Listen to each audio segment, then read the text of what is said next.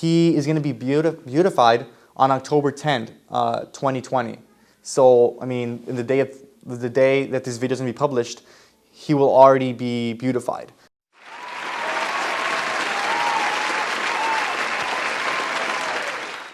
Hey, what's up everybody? I am your host, Daniel Barron, and welcome to God First with DM. I don't know if you guys haven't noticed already, but Michael's not here with us today. Unfortunately, he's not feeling that well, so I would really appreciate it if you can offer up prayers for him. These past couple weeks in social media with Instagram and stuff, there's been this image circling, and you know, it's an image of Carlo Acutis. I'm probably butchering the name, but we're going to talk a little bit about him and what we as teens can learn from him and his life. He was born in May 3rd, 1991 in London, but his family actually moved to Milan, Italy shortly after his birth. One of the characteristics that a lot of people described him as he was a gamer, but he was also a computer genius. He didn't use his knowledge to chat, to have fun, or anything similar. I mean, he learned how, he was, you know, at the time, like 14, 15, you know, he was a genius, he could program and stuff, but he didn't use, like I said, those skills to chat, to have fun. He used those skills to build a website cataloging and promoting Eucharistic miracles, which is not something very common that, you know, 14, 15-year-olds do, especially when they have that kind of skills and stuff. So yeah, one of the key words that describes him was, yeah, a gamer, you know, a computer genius. Also, you know, growing up, his family weren't really devout Catholics. You know, his mother, I think, had commented that she only really went to Mass for her first communion, her confirmation, and the day of her wedding. But regardless of you know, the family circumstances that that Carlo kind of lived as a kid, he had a special love for God. And what I mean by that is, as a young kid, he prayed the rosary very, very often. He loved to pray the rosary. At his first communion, he went, like after he got his first communion, he went to Mass as often as he could, and he went to confession weekly.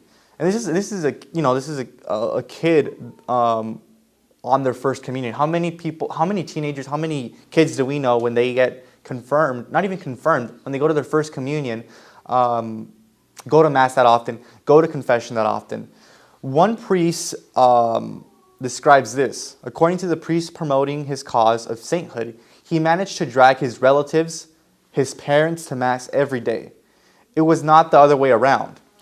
It was not his parents bringing the little boy to Mass. Actually, it was he who managed to get himself to Mass and to convince others to receive communion daily. So it's kind of crazy to think about it now, but it wasn't his parents that were forcing Carlo to go to Mass. It was Carlo, you know, convincing his relatives, his family, to go to Mass daily. And he got sick with leukemia, and when he got sick with leukemia, it really increased his faith. And he actually sacrificed, or offered as a sacrifice, the pain he was feeling towards the Pope, towards God, towards the people. On October 12th, 2006, he died of leukemia. The church recognized the miracle attributed to his intercession, and this is back in 2013, of a Brazilian child. And he is going to be beatified on October 10th, 2020. So, I mean, in the day that this video is going to be published, he will already be beatified. And then he's going to be beatified in Assisi, Italy. I mean, Assisi, you guys think of St. Francis of Assisi, and that was one of his favorite saints. So I described a little bit about who he was, but what lessons can we take as teenagers home? First, he used his talents to spread the faith. Like I said, he was a computer genius, but all the skills that he had, you know, with programming and coding, he didn't use for his own self-pleasure and self-fun. He used that to create computer projects, create a website that shared Eucharistic miracles. So as teenagers, we need to use our skills, we need to use our talents to spread the faith, just like how Carlo did. Also, he offered all his suffering for the Lord, the Pope, and for the church.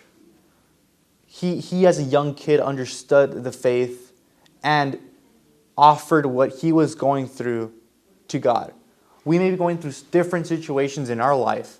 We may not have leukemia, we may not have a serious disease or illness, but we need to offer anything we're going to the will of God and to suffer for the glory of God. We shouldn't joke about our faith, just like how Carlo did at his early age, did not joke about his faith. We should not either.